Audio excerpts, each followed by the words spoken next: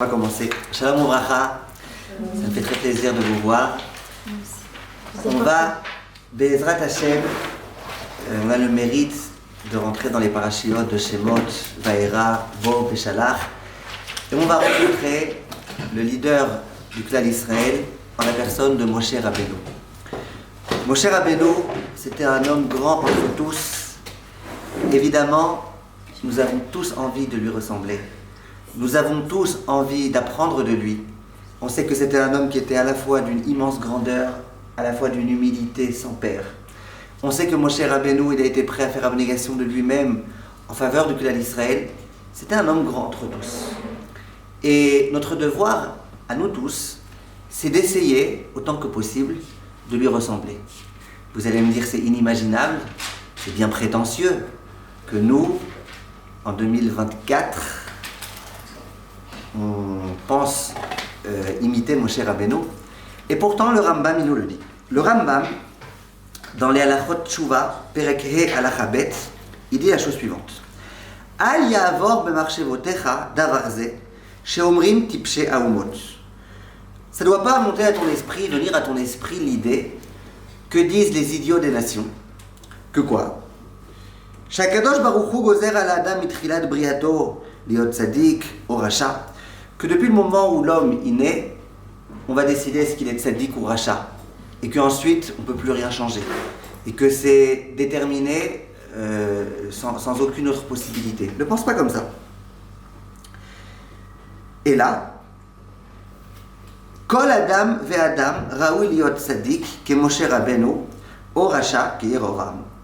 Tout juif peut être tzaddik comme Moshe Rabbeinu, ou alors malheureusement racha, impie, comme Yerovam, qui est un homme qui a fait beaucoup de mal au clan d'Israël. On voit de là que de ressembler à Moshe Rabbeinu, c'est une aspiration qui est faisable.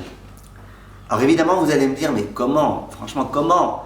Même les Gdolé Ador, qui ont donné le maximum d'eux-mêmes, Chaim Kanievski, il a donné le maximum de lui-même, c'était quand même pas Moshe Rabbeinu. Alors le Rav Elchanan Wasserman, Hashem Yikom Damo, il dit la chose suivante. Il dit, on ne te dit pas que tu peux devenir Moshe Rabbeinu. Calme-toi, n'attends pas ça de toi, ne deviens pas Moshe Rabbeinu. Mais par contre, au même titre que Moshe Rabbeinu, il a exploité son potentiel au maximum, et c'est grâce à ça qu'il est devenu Moshe Rabbeinu. Au même titre, toi, tout un chacun, il doit essayer d'exploiter son potentiel au maximum pour tenter de devenir Moshe Rabbeinu.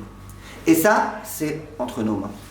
Dans notre génération, avec les difficultés de la génération, avec toutes les sollicitations du Yetzer Hara, eh ben, on peut malgré tout faire quelque chose. Qu'est-ce qu'on peut? On peut essayer de devenir la meilleure version de nous-mêmes. Ça, c'est ce que le Rambam nous enseigne. Donc, on a le devoir, nous tous, d'essayer de ressembler un petit peu à Moshe Rabbeinu, ainsi qu'il est écrit « Matai yagiu ma'asai le ma'aseh avotai Avraham Yitzhak » Tous les Juifs doivent se dire « Quand est-ce que mes actes arriveront à ceux de Abraham, de Yitzhak et de Yaakov ?» Aujourd'hui, il y a beaucoup de gens qui pensent qu'ils sont déjà arrivés à ça. Ils pensent qu'ils sont déjà arrivés à ça, qu'ils sont déjà à la madriga de Moshe Rabbeinu. Vous connaissez beaucoup de gourous. Ça, c'est quoi les gourous? Les gens qui se sentent être, voilà, ils savent tout, ils ont besoin de demander rien à personne, ils peuvent eux-mêmes donner des décisions pour tout le clan d'Israël. Ils se prennent littéralement pour Moshe Rabbeinu. Et ne croyez pas que c'est que sur YouTube qu'il y a des gourous. Il y en a partout. Il y en a même en France. Et d'ailleurs, je voulais vous dire, et je pense que c'est important que vous le sachiez, et je vous le dis avec tout le sérieux possible, il y a une ville en France où il y en a particulièrement beaucoup des gourous. À la ville de Caen. Kangourou. Et si vous voulez savoir comment les reconnaître, les gourous, en général, fréquemment, en tous les cas, ils s'appellent Charles. Et à ces gens-là, on a l'habitude de leur dire Charles, attends. Charlatan. D'accord? Alors, ne croyez pas que j'ai quelque chose. Ne croyez pas que j'ai quelque chose contre les marabouts. J'ai rien du tout. On le dit d'ailleurs dans nos prières. Marabout, ma'aseh Hashem. Combien des actes Hashem sont nombreux, sont bien, etc. Mais des Moshe Rabbeinu, on n'en a pas. Et notre devoir, c'est de ressembler à Moshe Rabbeinu. Question, comment on devient Moshe Rabbeinu. Comment? La Torah, elle va nous parler de Moshe Rabbeinu. Le Rambam, il nous dit qu'il faut essayer de lui ressembler. Comment? Comment nous, on fait pour devenir Moshe Rabbeinu? Alors, on va commencer, Bezrat Hashem, un tout petit peu à expliquer ce qui se passe ici. La Torah, quand elle nous parle de Moshe Rabbeinu, où ça? Dans les parashiot de Shemot, elle nous dit de Moshe Rabbeinu un certain nombre de points. Elle ne nous parle pas beaucoup de Moshe. Elle nous dit au tout début, Vata'ar Aisha Vateled Ben. La femme, donc la maman de Moshe Rabbeinu, est tombée enceinte. Elle a eu un bébé. Vatere Oto Kitovhu, elle a vu qu'il était bien. Vatitzpene ou Shlosha Irachim, elle l'a caché 3 mois pour pas qu'on lui fasse du mal. Oui, toute l'Égypte voulait faire du mal. Après, qu'est-ce qu'elle a fait? La Torah, elle raconte qu'elle l'a prise et qu'elle l'a mis dans une teva, une arche en paille, n'est-ce pas? Après, la Torah, elle nous dit immédiatement, la prochaine fois qu'on voit Moshe Rabbeinu dans la Torah, c'est quand on dit Moshe Rabbeinu est devenu un grand homme et il a vu un Égyptien frapper un Juif et il l'a tué. Il a grandi vite, le gosse. D'un passouk à l'autre. Le petit bébé qui était là-bas, d'un coup il devient grand, il commence à se disputer avec des gens qui font des problèmes. Il a grandi vite. On raconte que à Brisk, vous savez c'est quoi Brisk? Les yeshivas de Brisk, c'est des gens qui aiment bien faire comme ça, vous voyez. Ils aiment bien faire du pile-poule et tout. On raconte qu'à Brisk, une fois, il y a eu un mariage. Et donc, la Kala, elle arrive, toute prête, elle serait là, toute belle, tout comme il faut. Et le Khatan, il rentre sous la choupa avec une tétine. Il avait 20 ans, le Khatan. Tov, personne ne comprend, le photographe non plus. À un moment, ils disent, le photographe s'adresse au Khatan et à la Kala, alors voilà, vous allez faire un sourire. Alors la Kala, toute souriante et tout. Et le Khatan, il se met à gémir. Alors, ils n'ont pas compris ce qui se passe. À la fin, ils lui ont demandé, mais qu'est-ce qui t'arrive? Alors, le Khatan, il dit, écoutez-moi bien, on m'a raconté comment ça s'est passé ma Brit Mila. À ma Brit Mila, on a fait une bracha, et on a dit, Keshem Shenichnas la Brit, de la même façon qu'il est rentré à la Brit Mila, Karikanes la Choupa, comme ça il rentrera à la Choupa, voilà, avec la tétine et avec le machin. Moshe Rabbeinu, il grandit très très très très vite, et là, qu'est-ce qu'on va nous dire de lui? On va nous dire de lui qu'il va s'enfuir. Après avoir frappé l'Égyptien, il va s'enfuir. Ensuite, il va se marier. Et ensuite, il va voir Akadosh Baruch Hu qui va s'adresser à lui pour essayer de faire sortir le peuple d'Israël. Qu'est-ce qu'on voit donc de Moshe Rabbeinu? Si on résume toute la vie de Moshe Rabbeinu, il était toujours en train de s'enfuir. Il était toujours pourchassé. Il était toujours un peu tout seul. Parce que même quand il va se marier, il va devenir le berger de qui? De son beau-père, le berger de Yitro. Le berger, vous savez très bien qu'il est tout le temps tout seul, avec les animaux. Moshe Rabbeinu, on voit qu'il va passer une vie où il est tout seul. Mais ce qui est intéressant, c'est que vous imaginez bien que ce dont la Torah nous parle, c'est les choses les plus importantes que nous devons connaître à propos de Moshe Rabbeinu. Oui ou non? Ouais. La Torah, elle nous aurait parlé, sinon elle nous aurait dit toutes les autres choses qui s'est passé à l'âge de 6 ans, de 7 ans, de 8 ans, de 9 ans. La Torah, elle l'aurait dit. Vous voyez? La Torah, elle l'aurait dit. Comment ça se fait que la Torah, elle nous parle que d'un certain nombre de points? Ça veut dire, si on veut nous présenter Moshe Rabbeinu, ça nous fait un petit peu peur. Imaginez par exemple, Talia, que vous sortez en Shidour. D'accord? Vous sortez en Shidour, donc vous avez un garçon face à vous, et vous lui dites alors, vas-y, raconte-moi ta vie. Bon, on vous apprendra comment il faut dire ça gentiment au garçon. Alors le garçon, il va vous dire, écoutez, à l'âge de 3 mois, j'étais abandonné par ma mère. Ah ben, je pars. Quelques jours après, j'avais encore 3 mois, j'ai fait du bateau sur le Nil. C'était moi le capitaine. Après, j'ai grandi, alors j'ai assassiné un Égyptien, mais t'inquiète pas, c'était un Égyptien. Tous les policiers de l'Égypte étaient en train de pourchasser après moi, de me poursuivre. Mais bon, ne t'inquiète pas, Talia, ne t'inquiète pas, finalement tout s'est bien terminé, je suis devenu un berger. Merci. Il paraît qu'il y a une enseignante de la source, un jour son mari lui a dit, écoute, moi un jour je vais devenir berger, elle lui a dit, bon. Bon berger. Madame Bon berger.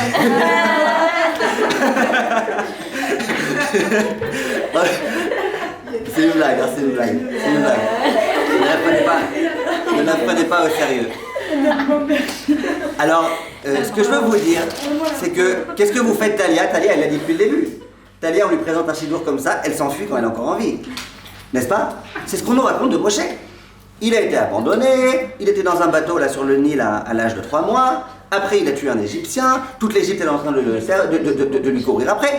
C'est un peu ce qu'on nous raconte. Alors, il faut comprendre qu'est-ce qui se passe ici. Vient le Rav Miller, et il dit quelque chose d'extraordinaire. Il dit, si la Torah, elle nous parle de Moshe Rabbeinu en ces termes, c'est que le secret de Moshe Rabbeinu, c'était exactement ça. Pour devenir Moshe Rabbeinu, il avait besoin d'être, pendant une grande partie de sa vie, en solitude. En solitude, ça veut dire quoi?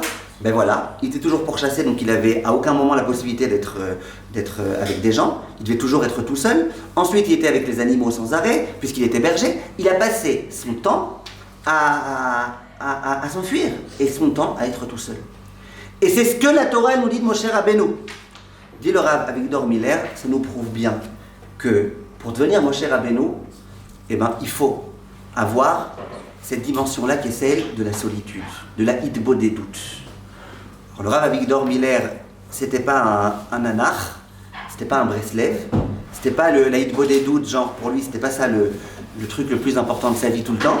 Mais il explique que pour devenir Moshe Rabbeinu, il faut être quelquefois dans une situation de hitbodedut. Ça veut dire que si Moshe Rabbeinu il est devenu ce qu'il est devenu, c'est pas parce qu'il a étudié à la yeshiva de Ponovitch, c'est pas parce qu'il a épousé la fille du Steipeler, c'est pas pour ça.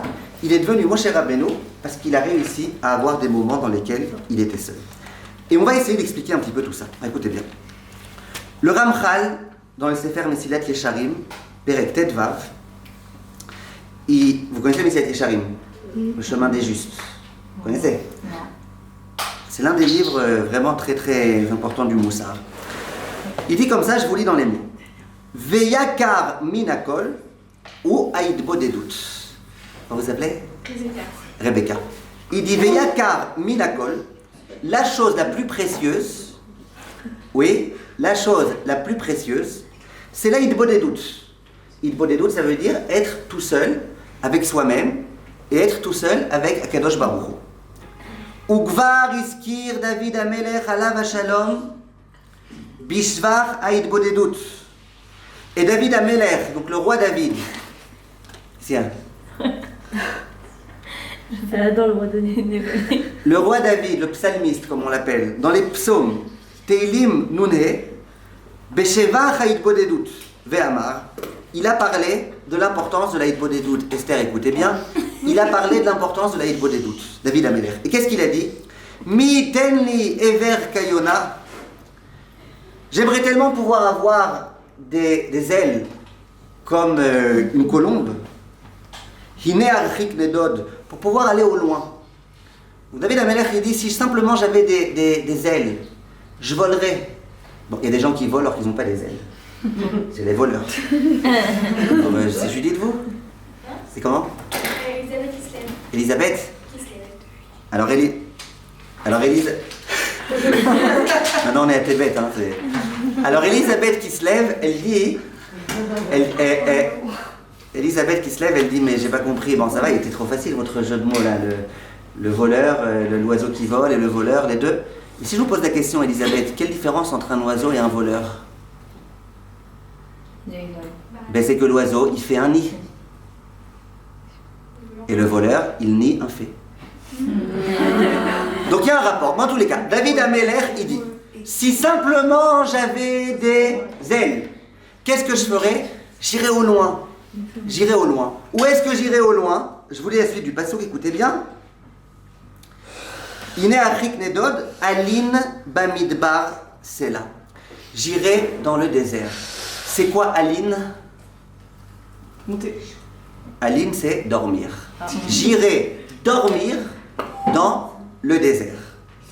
Je sais que Aline, c'est aussi le prénom d'une jeune fille et de votre tante. Et moi, je ne vous conseille pas, si vous avez une fille, de l'appeler Aline, parce qu'elles sont très souvent, ces filles-là, ce qui paraît hyperactives. Alors c'est dormir? Elles bougent dans tous les sens. Et d'ailleurs, leurs parents, à chaque fois, ils leur disent « Arrête! Arrête Aline! Arrête Aline! Arrête Aline !» Ok, je vois qu'il y a beaucoup de filles ici qui prennent de la Rétaline tous les jours et qui ont tout compris. En tous les cas,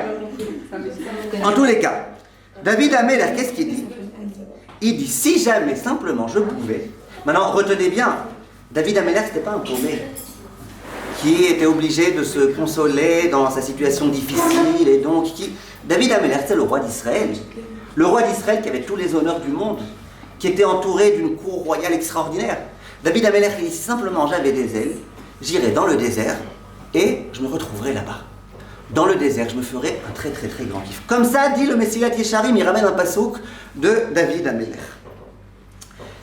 Maintenant, il faut comprendre quelque chose. J'aimerais qu'on réfléchisse ensemble.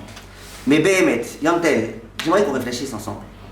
Imaginez qu'un jour, votre mari vienne vous voir et il vous dit, regarde, on va se faire ces vacances, le plus grand kiff de la vie. On va aller dans un désert. Combien ça coûte? C'est gratuit, c'est pour ça qu'on y va. Non, pas votre mari, pas votre mari. Discret. Vous lui dites, et à quoi à faire là-bas? Rien. C'est le désert. Désert. Si tu veux, tu peux prendre un dessert? Tu peux prendre un dessert. Si tu veux, tu peux bronzer. Et après, eh ben, tu bronzes encore. Et après, tu crames. Ok, bref. Votre mari vous dit ça? Voilà, je t'invite au désert. Qu'est-ce qu'on fait là-bas? Ben, tu peux chanter, tu peux improviser désert, ce que tu veux. Il y a au moins une petite connexion Wi-Fi? Non, zéro connexion Wi-Fi, c'est le désert. Est-ce que ça ira? Non. Ou ça ira pas? Ça ira pas du tout. Non, pas du tout. Ça va pas aller. Ça va pas aller. Ce que pour toi, c'est la plus grande déprime, parce que j'ai oublié de vous dire, n'oubliez pas de prendre votre Prozac avec vous. C'est pas un Prozac. Ah, c'est quoi un Prozac, Baruch Hashem? Votre antidépresseur. Parce que ça va pas aller, ça va pas aller du tout. David Ameller, lui, qu'est-ce qu'il dit? C'est mon plus grand rêve. D'aller dans le désert, d'être tout seul, tranquille, c'est mon plus grand rêve. Ce qui pour vous est le plus grand supplice, pour lui, c'est le plus grand rêve. Alors la question qui se pose, c'est comment c'est possible? Comment c'est possible que David Ameller, qui était le roi d'Israël, lui, sa plus grande envie, c'était de pouvoir aller dans le désert, et que nous, qui ne sommes pas du tout les rois d'Israël, on n'a qu'une envie, c'est de jamais être dans le désert, de toujours être dans un endroit où il y a une connexion Wi-Fi. Un jour, il y a un patron qui est venu me voir, un élève, il s'est plaint. Il dit, moi, je ne sais pas comment faire, parce que j'ai des élèves. Quand ils vont aux toilettes, elles restent une demi-heure. Bon, non, c'est pas de sniout que moi je leur dise. Excusez-moi, vous avez votre affaire. C'est pas de sniout. Qu'est-ce que je fais? Je dis, c'est très simple. D'abord, tu retires les prises des toilettes. Ensuite, tu retires la connexion Wi-Fi. Elle reste 1 minute, la fille. Qu'est-ce que tu veux qu'elle fasse plus de temps que ça? Nous, on a besoin d'être sans arrêt connectés. David Ameller, tout le contraire. Comment ça se fait? Et parce Oui. qu'il était toujours pourchassé, alors les moments où il était seul. Non, David Ameller. Oui, bah, Il a aussi été pourchassé. Ok. Non, Non, même quand il est devenu roi, il a dit, moi, ce que j'aimerais le plus au monde, c'est de... Mais parce que quand il était roi, il avait trop de personnes qui lui demandaient des trucs et tout. Non? Quoi? Il avait trop de personnes qui lui demandaient des conseils, il devait trop gérer de...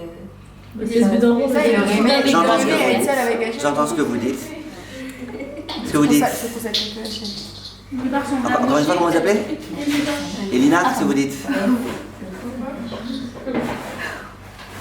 Qui se lève? Elisabeth, qu'est-ce que vous dites? Myriam? Merav? Vous dites quoi? Pourquoi vous êtes différente de David? Non, parce que voilà, il voulait ressembler à Moshe, non? Hein? Je sais pas, il voulait se rapprocher plus d'Hachem. Ouais, c'est ça. Très bien. Que- Lydia? Il a vu qu'avec Moshe, il y a eu plein de miracles. Hachem, il était beaucoup plus apparent à Moshe et tout quand il était dans le désert, mais c'est peut-être que moi aussi. Ok, très bien. Ilana? Des fois, il y a des moments où c'est quand on est avec le plus de gens qu'on est le plus seul. Du coup, il voulait être vraiment seul. Quand on est quoi, encore une fois? Encore une fois, pourquoi? Non, il y a des fois, on est tellement avec des gens qu'en fait, on est seul. Mais c'est pas Il voulait se retrouver lui-même, c'est la même qui peut-être. J'ai compris. Alors regardez, j'aimerais vous dire, Bezrat Hashem, quelque chose de très très très important. Et là, ça va être peut-être le point le plus important de ce cours. Donc, je vous demande de bien écouter.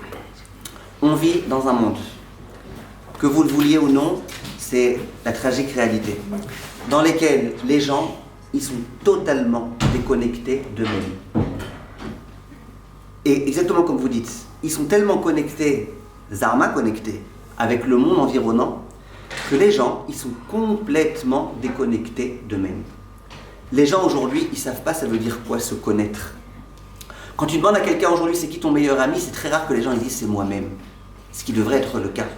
Les gens aujourd'hui, on a l'impression quelque part qu'ils vivent pour les autres. On a l'impression que leur vie, elle a besoin d'être approuvée par les autres. Et les gens, qu'est-ce qu'ils font sans arrêt? Eh bien, ils ont besoin d'avoir des likes, d'avoir des pouces, d'avoir des on aime, on adore, extraordinaire, d'avoir beaucoup de vues sur YouTube et ailleurs. Pourquoi? Parce que, d'une certaine façon, les gens, ils pensent que ils ne savent même pas s'ils ont le droit de vivre. Et leur seule façon de se prouver qu'ils ont le droit de vivre, c'est de montrer, d'avoir l'acquiescement, l'approbation de l'autre. Et c'est très triste, c'est malheureux. Mais vous voyez très bien aujourd'hui, c'est ce qui se passe. Aujourd'hui, les gens non-stop, en Israël encore plus qu'ailleurs, non-stop sur leur téléphone, sans arrêt. Ils ne passent pas un instant, ils ne peuvent pas être déconnectés une minute. Et pourquoi ils font ça? Si on réfléchit un tout petit peu, pourquoi les gens ils font ça? Mais parce qu'ils ont besoin. Ils ont besoin de trouver grâce aux yeux des autres. Ils ont besoin de montrer, de jouer un jeu, de montrer qu'ils sont très importants, de montrer qu'ils ont bien réussi dans leur vie. Ils ont besoin des choses qui, auparavant, ça n'existait pas. Une femme, son mari vient de lui acheter un joli foulard pour son anniversaire. Immédiatement, premier réflexe, elle se prend une selfie, avec toutes les grimaces que vous voyez dans les rues, les gens qui font des selfies avec des grimaces comme ça, je ne sais pas comment ils font. D'accord? Et elle prend la photo, et immédiatement, elle appuie sur un ou deux boutons, et puis elle envoie ça à 150 personnes. J'aimerais vous demander, à l'époque où il n'y avait pas les réseaux sociaux, est-ce que cette femme-là, elle aurait été tapée à la porte des voisins? Monsieur?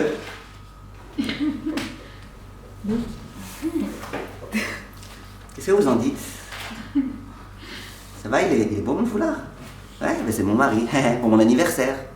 Hein? Vous aurez vu une femme faire ça? Et c'est ce qu'elle fait aujourd'hui. Elle envoie ça à 150 personnes, entre autres des hommes, entre autres des machins, entre autres des femmes. Leur mari, pour leur anniversaire, il leur offre rien. Et elles, et les femmes, elles reçoivent ça. Au jour d'aujourd'hui, t'es au restaurant, t'es en train de manger un bon plat. Qu'est-ce que tu as besoin de prendre une photo de ton plat? Et qu'est-ce que tu as besoin de l'envoyer aux gens? Moi, je vous assure, ma grand-mère, je vous promets, ma grand-mère, si tu lui as envoyé une photo d'une pizza et qu'elle la recevait sur son WhatsApp, elle dirait mais qu'est-ce que je dois faire avec ça? Ou alors elle aurait dit mais je crois qu'il y a un problème de cadrage. On voit ni ton visage, ni rien, on voit que ton assiette. Qu'est-ce qui se passe? Mais à quoi ça sert de m'envoyer ça? Moi je suis Bassari Totechalavi. À quoi ça sert? Moi je vous assure, une fois quelqu'un m'a envoyé une super photo de sa pizza. J'ai cru que c'était une question de halakha. Je lui ai dit bracha rishona motzi, bracha acharona, birkat Amazon et chalet tsar. Ah, pourquoi? Non, c'est une blague. En général, cette blague, elle fait rire. Mais l'autre fois, j'ai fait une blague et les filles, elles ont pari. Elles m'ont dit, Pachout, c'est le matin, il est tôt. Il était midi. Alors, c'est pas grave. En tous les cas, la personne, elle t'envoie. À quoi ça sert? Pourquoi tu m'envoies tout ça? Mais si, j'ai besoin que les gens ils disent waouh. J'ai besoin que les gens ils me mettent un pouce. J'ai besoin que les gens ils me fassent des choses. Aujourd'hui, on est déconnectés. Ces gens-là, vous verrez, ces gens-là, ils sont pas bien dans leur peau. Et les gens qui sont bien dans leur peau, ils n'ont pas de temps pour tout ça. Ils sont en train de se kiffer leur pizza. Ils ont du temps maintenant, commencer à prendre la photo, machin. Ils ont mieux à faire. Les gens qui sont bien dans leur peau, les gens qui sont bien, ils passent des vacances formidables. Ils vont pas passer du temps maintenant à montrer un machin et ton statut, et qu'est-ce que tu as sur ton statut, qu'est-ce que tu as ton machin. Mais moi, ça me rend fou. Il y a des gens sur leur statut, qu'est-ce qu'ils font? C'est genre des maquilleuses. Alors, elles font, elles te mettent une portrait d'une fille avant, après. Alors, avant, c'est genre tronche de cake. Et après, À quoi ça sert? L'autre, elle m'envoie des photos des super beaux éclairs au chocolat qu'elle a fait. Moi, quand je les fais, ça ressemble à des cafards. Elle sait. Pourquoi tu m'envoies ça? Bekitso, ce que je veux vous dire à travers toutes ces réalités qui sont très marrantes, vous avez raison, c'est très marrant ces réalités auxquelles on assiste aujourd'hui sans même s'en apercevoir, eh ben, elles montrent bien que les gens ils ont besoin d'avoir l'accord des autres. Il faut que l'autre il me montre que je suis important. Il faut que l'autre il m'envie pour que moi ça puisse donner une légitimité à ma vie, à mon être, à mon restaurant, à toutes ces choses-là. Les gens ils sont déconnectés d'eux-mêmes. Est-ce que la Torah elle demande? Est-ce que la Kadosh Baruch Hu il demande? Est-ce que Moshe Rabbeinu il va nous enseigner? C'est que si tu veux pouvoir être proche de Dieu et être proche de toi-même, il faut un tout petit peu que tu sois connecté à toi-même et à Dieu. Et donc, que tu te déconnectes du reste. Et c'est possible, oui, même dans notre génération, c'est possible, de mettre ton téléphone, non pas en vibrateur, mais complètement en mode éteint pendant quelques heures. C'est possible et c'est faisable. Et c'est de cette façon-là que tu peux réussir à avancer. Il y a une fille, je me rappelle une fois, une fille, elle m'a dit, écoutez Rav, vraiment, j'en peux plus à cause des réseaux sociaux. J'ai dit, je te comprends, ben, c'est bien, tu es intelligente, de t'apercevoir que ça te tue. Je dis, oui, je te comprends. Elle est en train d'écouter un cours de Torah, ici en Israël, elle reçoit un WhatsApp. C'est une femme du 19e, elle cherche une babysitter à la porte des Lilas. Quel rapport? Pourquoi tu me déranges dans mon cours? C'est vrai, c'est saoulant ces trucs-là. Alors elle me dit non, c'est pas pour ça que ça me dérange les réseaux sociaux. Je dis pourquoi? Elle me dit c'est tout le contraire. Je dis qu'est-ce qui se passe? Elle me dit toutes mes copines elles reçoivent plein de WhatsApp et tout, et plein. Et moi jamais mon téléphone il sonne vraiment. Comme ça elle me dit je suis déprimée, je suis déprimée. Vous voyez où on en est? On est arrivé à un point où les gens ils mesurent leur réussite par rapport au nombre de choses qu'ils reçoivent sur leur WhatsApp. Ils mesurent par rapport à ça leur réussite. Elle m'a fait penser, vous savez, quand parfois tu fais coucou à quelqu'un, et que toi tu fais ah coucou, et puis tu vois qu'en fait il parlait à la personne qui est derrière. Alors t'as l'air complètement débile et bon, tu t'arranges ton chignon. Surtout quand t'es chauve. Vous voyez? Et elle était comme ça la pauvre. Elle attendait qu'un petit quelqu'un il lui envoie, je sais pas, même un babysitter au 17e, ça me dérangerait pas. Rien, elle avait rien. Et elle se sentait complètement, et je la comprends. Parce qu'aujourd'hui, au lieu de juger notre réussite par rapport à notre connexion à Hachem, aux recettes qu'on fait, au nombre de Teilim qu'on fait pour nos soldats, non, aujourd'hui, comment on compte par rapport au nombre de gens qui nous appellent. Retenez cette phrase que je vais vous dire. Avant qu'il y ait les réseaux sociaux, il n'y avait que ta famille qui savait que tu étais un détraqué de la tête.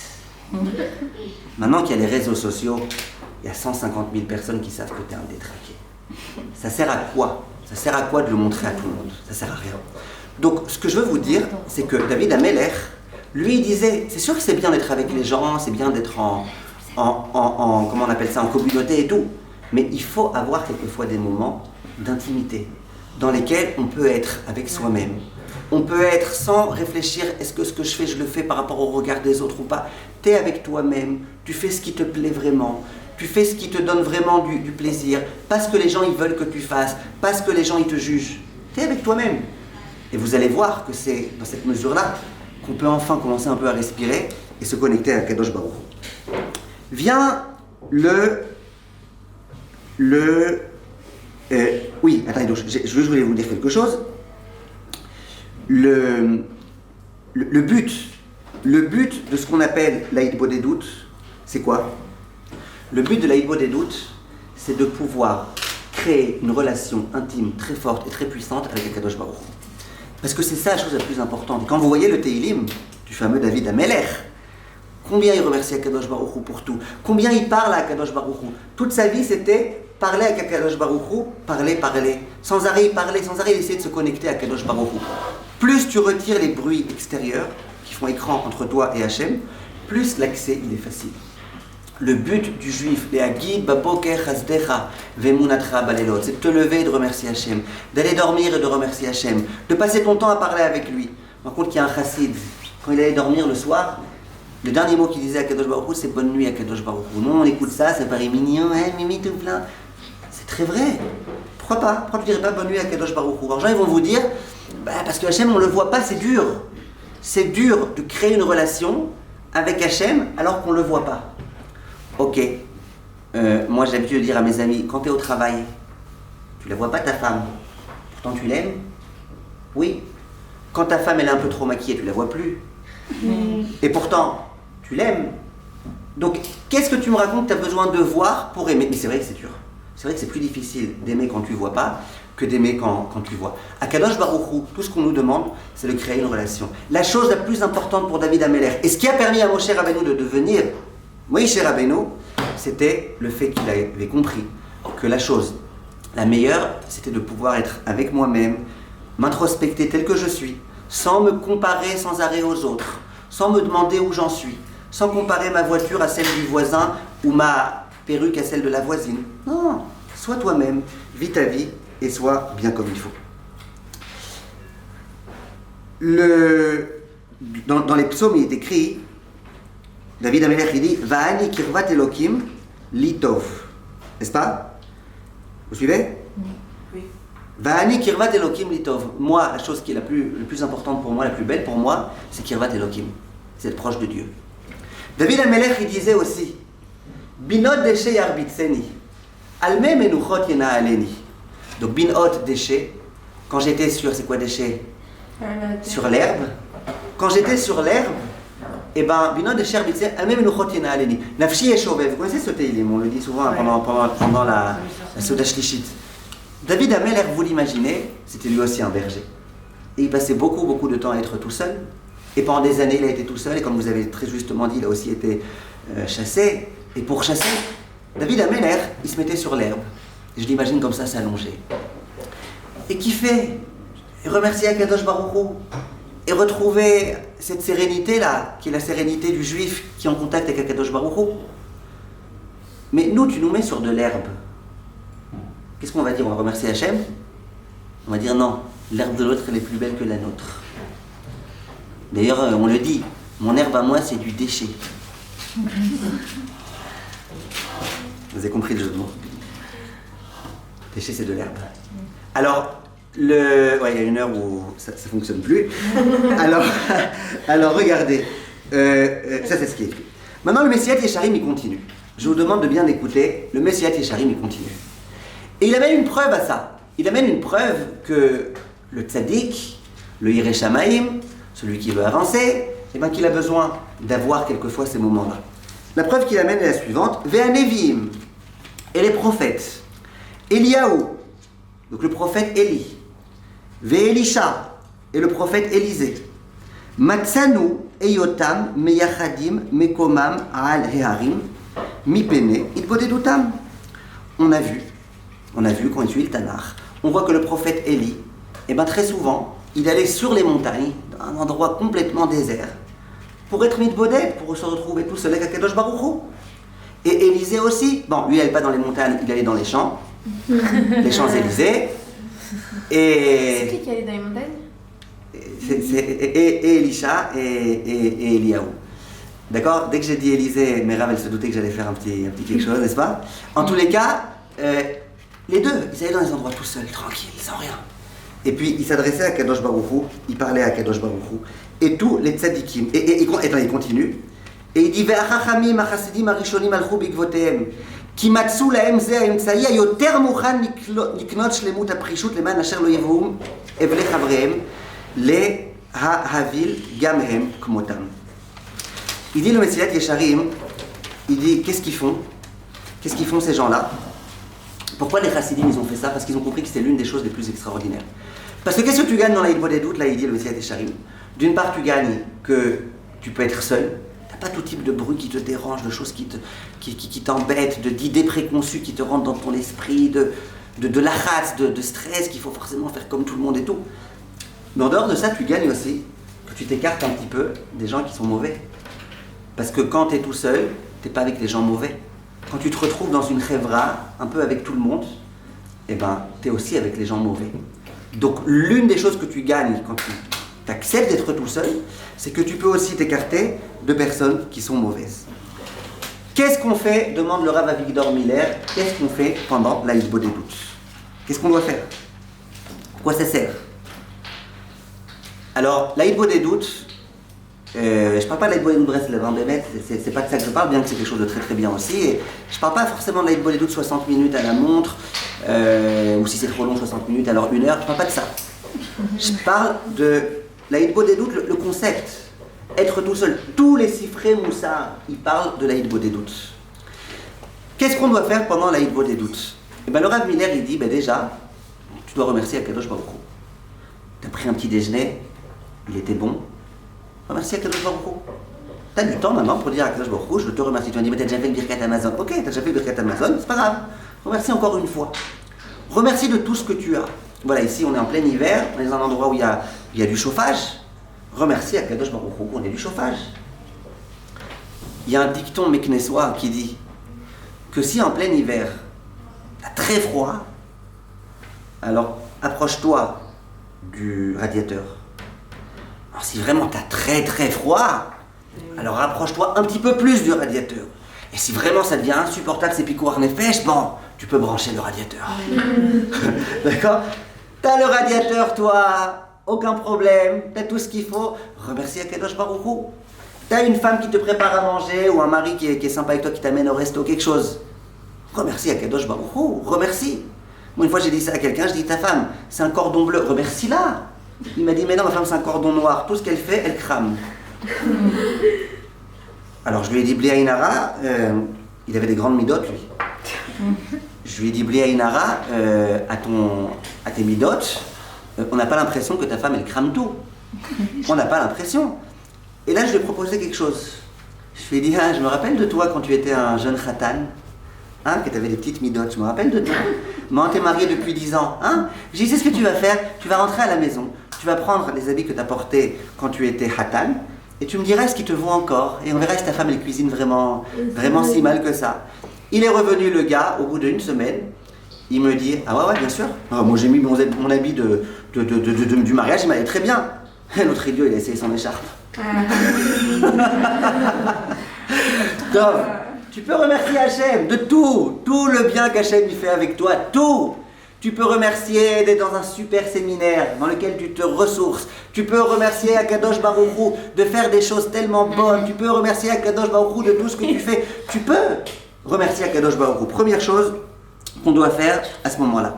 Deuxième chose qu'on peut faire à ce moment-là, vous suivez? C'est faire un cheshbon nefesh. Ça veut dire quoi? Faire un cheshbon nefesh, ça veut dire s'introspecter. Où j'en suis? Est-ce que je progresse ou est-ce que je régresse? Est-ce que j'avance dans ma vie ou pas?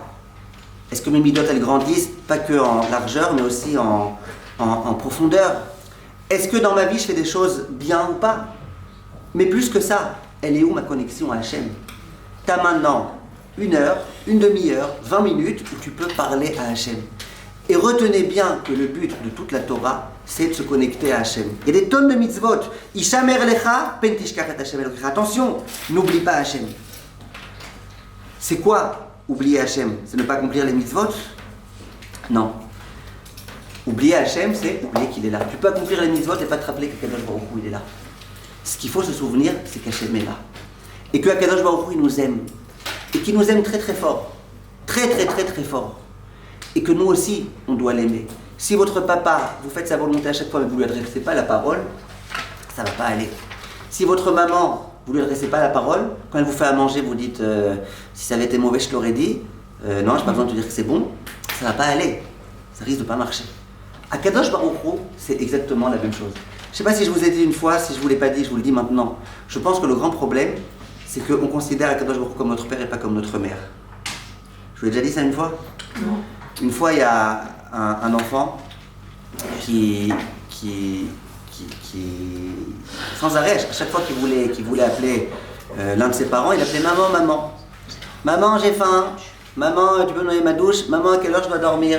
Maman, maman. À chaque fois, c'était maman. Et le père, le pauvre, il sentait quoi? Il sert à quoi? Lui, juste à amener l'argent à la maison. Il était dégoûté. Maman, maman, maman, maman, maman, je dois signer le carnet de correspondance. Maman, maman, maman, maman. Et le père, il n'en pouvait plus. Un jour, le fils, il dit, papa, papa. Alors le père, il est joyeux. Oui, mon chéri, qu'est-ce que tu veux? Elle est où, maman? Ok, le pauvre était mort. Et c'est ça le problème. Nous, on regarde Hachem comme notre père, elle est où maman? Hachem, c'est notre maman, Hachem, c'est notre papa, Hachem, on a besoin de lui, il faut qu'on communique avec lui, il faut qu'on parle avec lui, il faut que ça fonctionne. Ça, c'est une autre chose importante. Il y en a une d'entre vous qui a dit, il faut aussi demander. Demander à Akadosh Baruch Hu. Ça veut dire quoi, demander à Akadosh Baruch Hu? Ça veut dire que quand tu prends ta voiture et que tu vas quelque part, demande à Akadosh Baruch Hu d'arriver en bon terme, d'arriver en bonne santé, d'arriver comme il faut. Vous connaissez toute cette histoire, l'histoire très connue de quelqu'un qui était en voiture. Il était dans sa belle Ferrari et tout, il roulait bien et tout, le type hyper orgueilleux. Et puis il rencontre son ami dit où tu vas? Il dit je vais chez moi. L'autre il dit tu devrais dire quand même Bezrat Hashem, hein. C'est à 5 minutes d'ici, qu'est-ce qu'il y a? Je vais chez moi.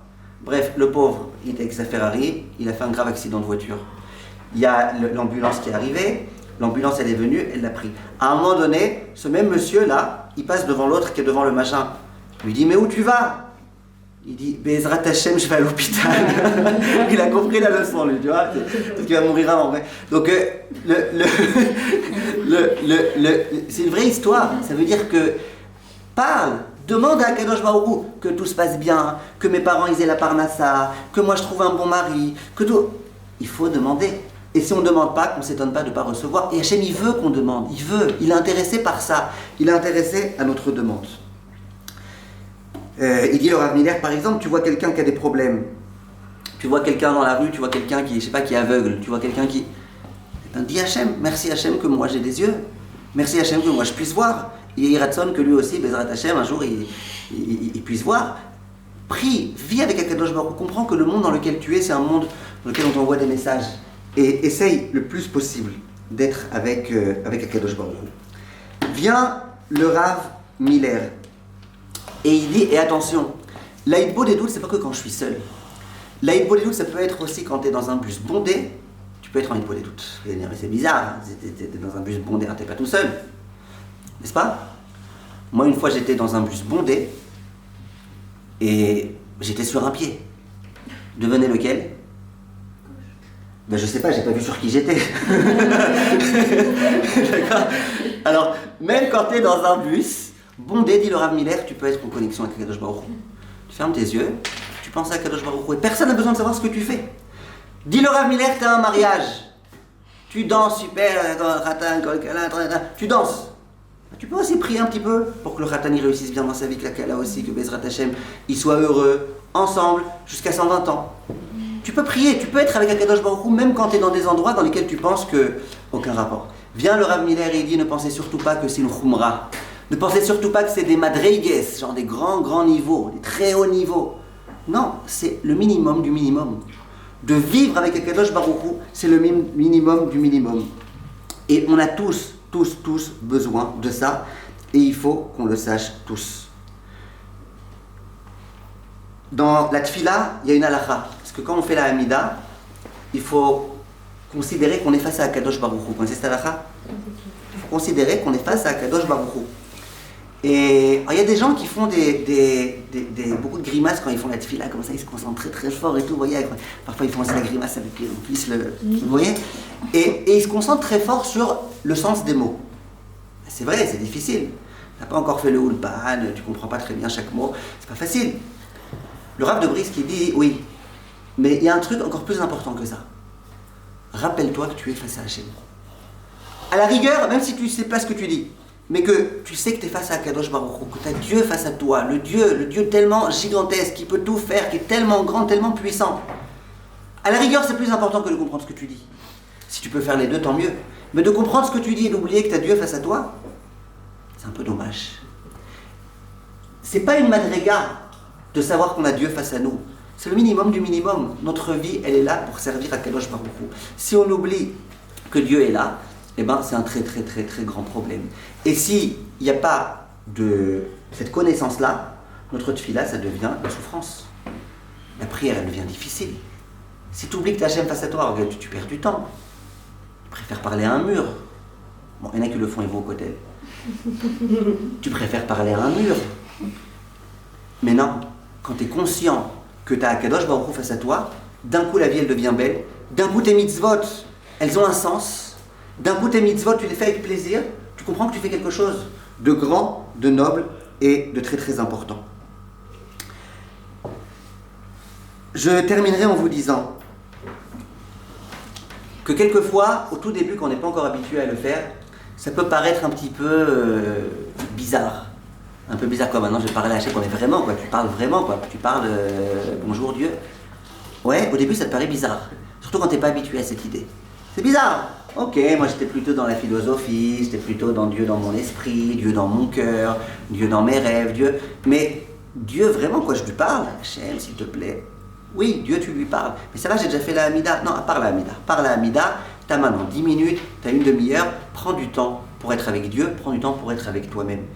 Je vous en supplie, si vous voulez, Béhémet, pouvoir réussir dans votre vie, prenez des moments sans téléphone. Des moments dans lesquels vous êtes tranquille. Même si vous n'avez pas une minute parce que vous êtes trop pressé. On est bien d'accord que parfois on va aux toilettes.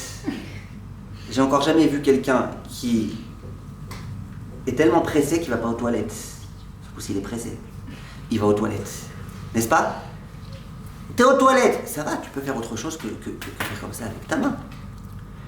Les couples, je vous promets, les couples, ils vont au restaurant.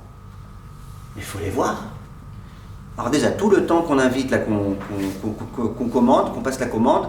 Donc d'abord, il y a la commande, aujourd'hui la commande c'est comme un iPhone, donc ça tu peux choisir ce que tu veux, tu regardes les Facebook, combien les gens ils ont aimé, combien ils n'ont pas aimé, tout, tu vois. L'autre elle crève de faim, mais lui il est encore en train de regarder si les gens ils ont aimé, ils n'ont pas aimé. Après, qu'est-ce qui se passe? T'arrives à et voilà. Maintenant, les gens ils sont sur leur truc. Lui il est sur son truc, la femme elle est avec son truc. Très sympa d'être venu au restaurant pour ça. Bon, heureusement, au moment où on amène le plat tant que c'est encore chaud, ils sont gentils de laisser leur téléphone. Chacun regarde son assiette, il mange. Parfois, ils se lancent un petit mot. Peut-être une fois de temps en temps, un petit regard pour être sûr que l'autre ne s'est pas endormi parce qu'il ne répond pas. Et voilà. C'est terrible. Tu vas au restaurant, une fois par an. Laisse ton téléphone à la maison, mais passez du temps pour être ensemble. Vous ne savez pas combien la femme, elle est stressée quand elle sait que son mari il a le téléphone et qu'à n'importe quel moment, alors qu'elle est en train d'expliquer les choses les plus importantes qu'elle a au plus profond d'elle-même et qu'elle est en train de mettre toute sa sensibilité, tout son machin, et d'un coup, lui, le téléphone, c'est un tocard qui l'appelle pour je ne sais pas exactement quoi.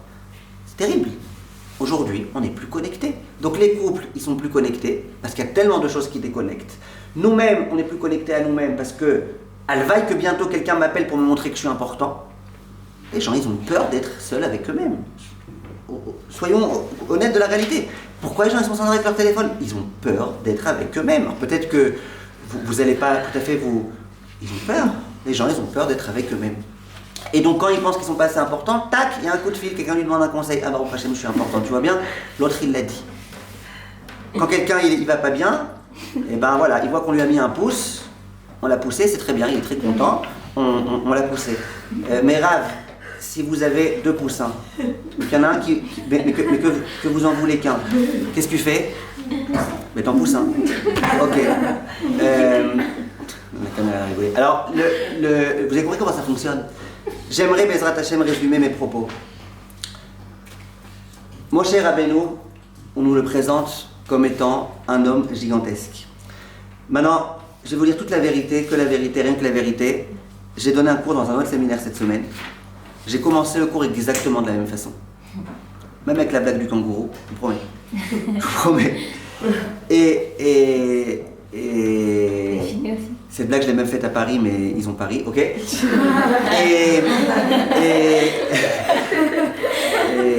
à Caen, j'ai pas osé. D'accord?